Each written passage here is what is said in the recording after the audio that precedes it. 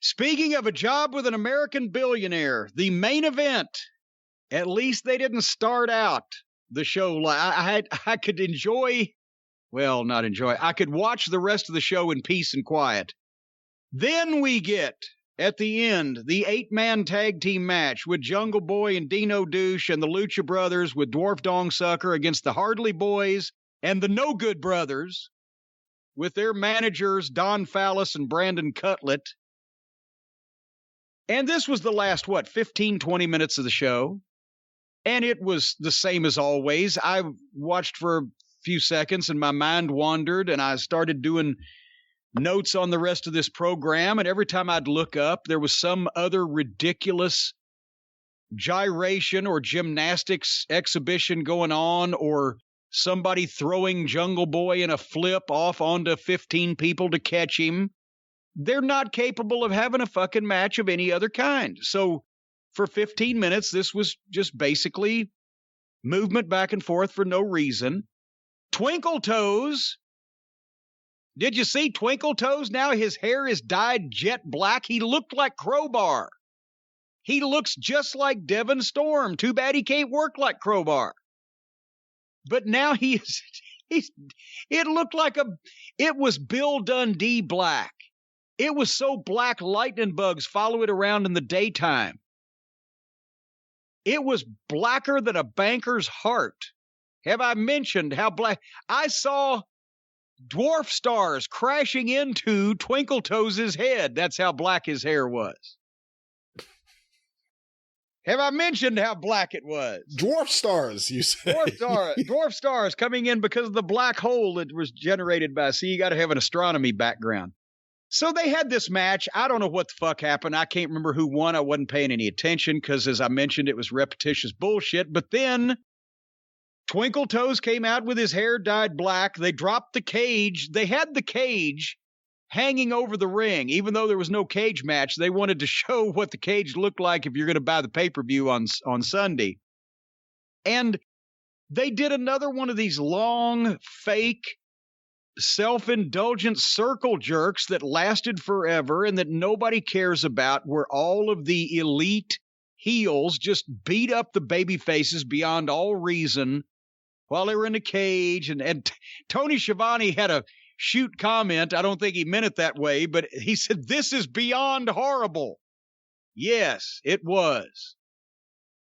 And was I imagining things, or were the people in Chicago standing there going, when will this bullshit be over with, and making very little noise about it?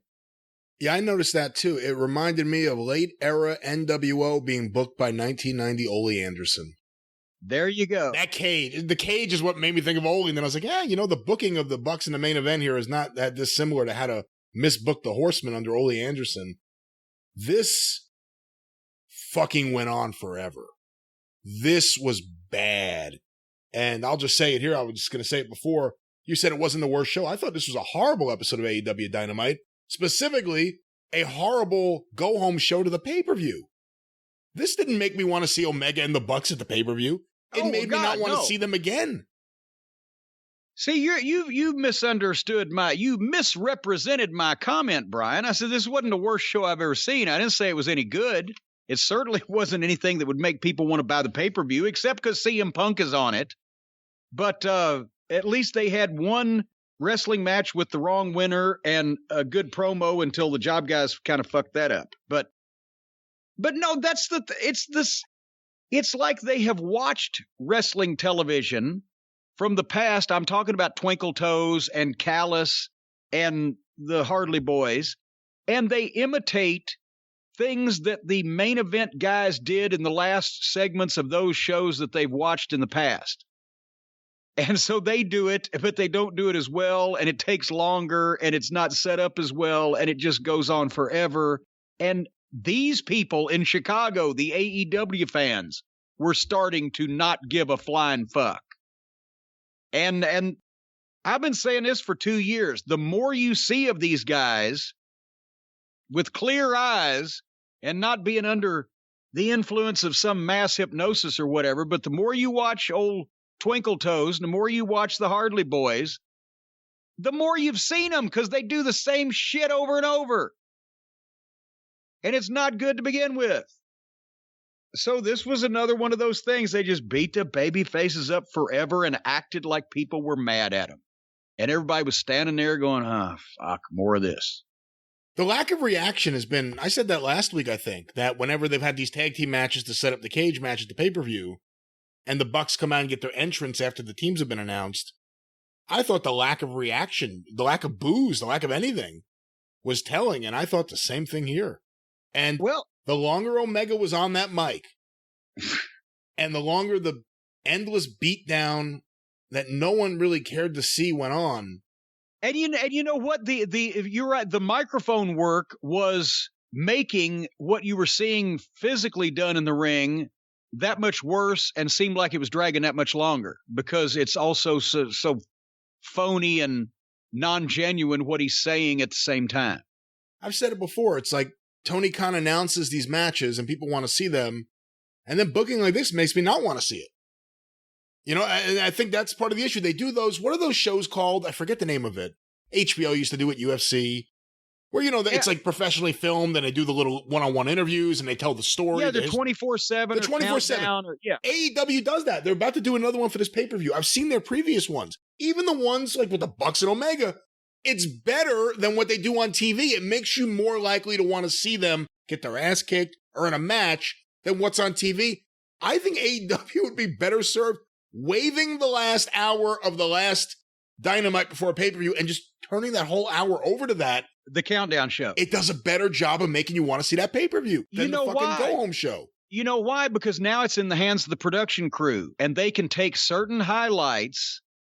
And as we all know from watching movie trailers, you can make any movie look good in a trailer.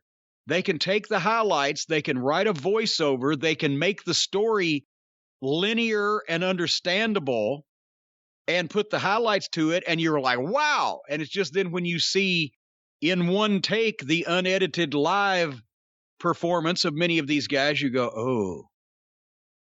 And that's, you know, that's the dead. They can make all that shit look good in the countdown show, but then you got to have guys that can come out and carry it off. And, you know, and it's going to be interesting also, because if people are already, they've been booing Cody, well, at least they're making noise. They're just, you know, mad at him as a person, so he could come back as a heel. If the people are starting to see through the Hardy Boys and Twinkle Toes, and or if Punk and Danielson and potentially Cole or Charlotte or Flair, Ric Flair, whoever, Bray Wyatt, if they bring WWE fans not only to watch the television show, but shock and amazement to actually spend money, buy a ticket on wrestling, imagine that. And those WWE fans come into the building and they're wanting to see Bray Wyatt, and they're wanting to see Bryan Danielson, they're wanting to see CM Punk. But then they look at the fucking Bucks, or they listen to Twinkle Toes, or they see pockets. And then are we going to start seeing pockets of no pun intended, pockets of fans in the buildings rumbling with each other because the WWE fans are laughing at the amateur hour group that is still the favorites of these yahoos over here that supported AEW all along. And meanwhile, the WWE stars that are actually mainstream stars and bigger level stars and more talented, they come in and start fucking outperforming the executive vice presidents and bringing their fans that are cheering for them and laughing at the other guys. Why, this could be wild. We could have fan fights. We could have the executive vice presidents fighting with the ex-WWE real stars. We could have all kinds of fucking chaos. This might be good.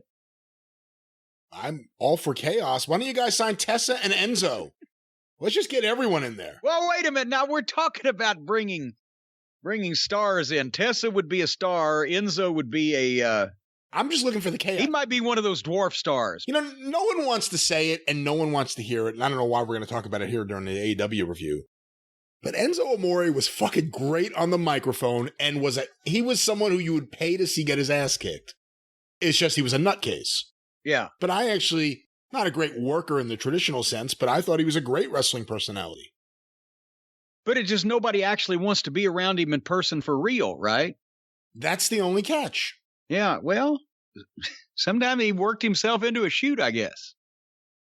Actually, that's the kind of guy that used to get into wrestling business and probably would also bounce from territory to territory very quickly, but there'd always be a new territory that he could go in that he didn't have heat with all the boys, and he could be there for 3 months till they all wanted to kill him.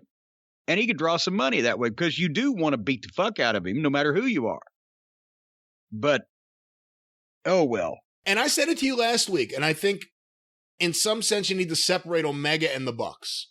Because I think if it's Omega just acting like goofy Omega, inconsistent with his character from week to week, he's wearing one thing, he's wearing another, he doesn't know who he wants to be, he's got the Giuliani hair dye. If it's just that guy, and he's having matches and feuds with the likes of a Christian Cage or a Bryan Danielson or whoever, I could deal with that. But the Bucks and the bad comedy and the fucking bad acting and coming out of there, and we'll see as more... And the Stooges. Which one's worse, Cutlass or Knock It the Fuck Off? They're both the same. It's both meaningless bad comedy. But we'll see what happens when some fans of real stars start coming in, how they're going to react to the Young Bucks. The reaction hasn't been that good the last few weeks, and I think, if you look at what's happening in AEW, out of all the things that really feel like they're happening right now, do you think the Young Bucks and the Good Brothers are on that list? Again, I separate Omega from them. They're they suck. Well, I'll separate a couple of people. I'll say this and we'll put a period on it. But personal feelings aside for individuals, as you always say, right? Putting my feelings for my little dog Pockets and the Cucamonga Kids and a few of these other people aside.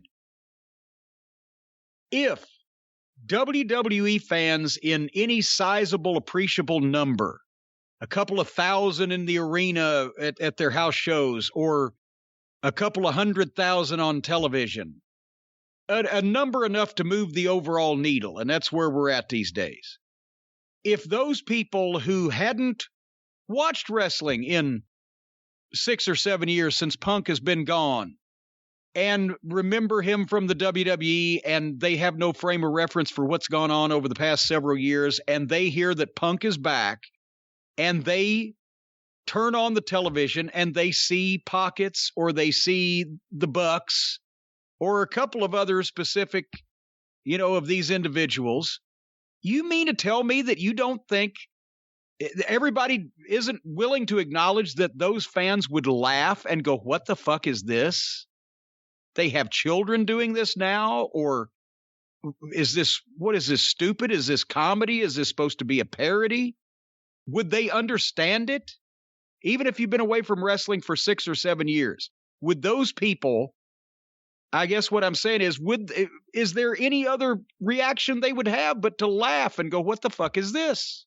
I genuinely think if a non-fan or if a lapsed fan saw Nick Jackson, it may take them a second, but they'll say, wow, this guy's pretty athletic. He seems to be doing some sort of wrestling thing in an athletic form. I think if they saw his brother, they would think, who is this ridiculous little man acting like a wrestler? That's where the dividing line is. I can recognize the talent of a Nick Jackson, but boy, the act is so lame and so stale. But see, here's the thing. If they haven't watched wrestling in the past 6 or 7 years since CM Punk was around, they're not going to sit there and study just Nick Jackson to see if there's some redeeming quality about him. They're going to look at the visual that they're being presented on the surface of it and go, who are all these clowns mixing in with wrestlers? I think they'll see a Nick Jackson doing the little sequence he does with a Ray Phoenix and being impressed by that. That might be. I don't think they'll stop and start evaluating, oh, this doesn't look like a wrestler from the past. I think the first instinct is to watch it and see it. That might be somebody who's predisposed to really liking wrestling and wanting to see it, in which case they probably wouldn't have quit watching it 6 or 7 years ago. I think all those people that were watching the WWE when they were doing twice the numbers that they are now, a lot of them just say, I want to see where's Stone Cold? I want to see somebody kick somebody's ass. I want to see a fucking whatever. They don't want to see children and silliness, and they're not going to look close enough or long enough to say, oh, but that guy that looks like a fucking 14-year-old He really can wrestle. He can do a lot of athletic stuff. No, they're the guy that works at the gas station. Where's Stone Cold? Is Cena going to come out? You can't see me. Where's Randy Orton? I want to see an RKO out of nowhere. Those are all the people we lost.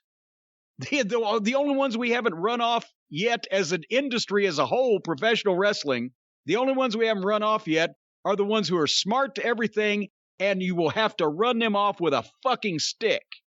Everybody else has said, fuck this fake bullshit. So those are the ones we need to get back if we're going to get anybody. And they want to see some stars that look like they're going to beat somebody up. That's my editorial for the day. And I refuse and have yet to be proven wrong and refuse to be proven wrong about that. Because all these guys might have some redeeming quality, but some jack-off auto repair guy in fucking Des Moines is not going to sit there and take notes on Nick Jackson's quality of his work. That's not what I was saying, though. No, that's not, but that's what I'm saying. Those people ain't going to. They've already got the other ones. Anybody that's going to recognize that Nick Jackson's a wonderful athlete for his appearance or whatever is already watching. And the people that ain't watching would tune in and see. That's why I'm not watching, because it's a bunch of fucking kids playing now. And every time that they mix their recognized stars in with wannabe children and amateurs that don't fit the fucking part, they either lose their chance at or diminish their chances at any of those people saying, well, I'll actually watch this wrestling show because Punk and Danielson and Bray Wyatt are on it. So you can have one and you can have the other, but you may not be able to have both. It's the same thing. Hey, when Sinclair bought Ring of Honor, the Ring of Honor, the ones that had been there since 2002 or whatever, that just thought that it was just the greatest era of Ring of Honor in the world when they were doing, 14 matches in a rec center in front of 300 people and selling DVDs, and all the guys were doing, Jack Evans was a fucking star. They longed for those days. But Kerry Silkin longed for the days when he had the money before those days happened, because it cost him a lot. Because there ain't a lot of people's going to watch that shit. And then they got real dedicated athletes that looked like some ass kickers, even if they still weren't fucking huge, and adopted a more serious style and got sold and got on television. And then they let these fucking goofs and their mass hysteria fucking hijack their company for 2 years and then leave them high and dry when they went to bilk the billionaire. But the point is, there's always the original Ring of Honor audience hated it that we would bring in actual grown adult men and mainstream stars to teach their darlings not how to work, but how timing and fucking how to emote. And then the same thing's going to happen with the AEW fans that want to see JoJo the dog-faced boy and the Legless Wonder, and all of a sudden real stars come in, and there's a level of professionalism that those guys that they've loved before can't measure up to, and they're going to get pissed about it. But the problem is, with all the little sub-factions of the fans of sub-genres of wrestling these days, not one of those genres has enough fans to keep any company in fucking floating on its own. You've got to have everybody. So when you get these independent shows that they either cater to the real independent fans, or there's the deathmatch fans, or there's the goofy intergender fans, or there's all these little niche products. We ain't drawing 12,000 people in St. Louis anymore. Wonder why? Here's why. Because it's all fucking funny and stupid and fake. And you can't believe in these people.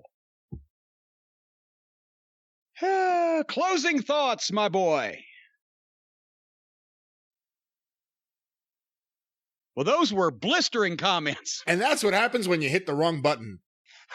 No other closing thoughts. Bad go-home show to the pay-per-view in my eyes. Maybe they see Rampage as being the go-home show. I don't know, but I did not think this didn't make me want to see any of the matches really at the pay-per-view. Other than Punk, because I'm curious. Didn't make me want to see the Big Show and QT.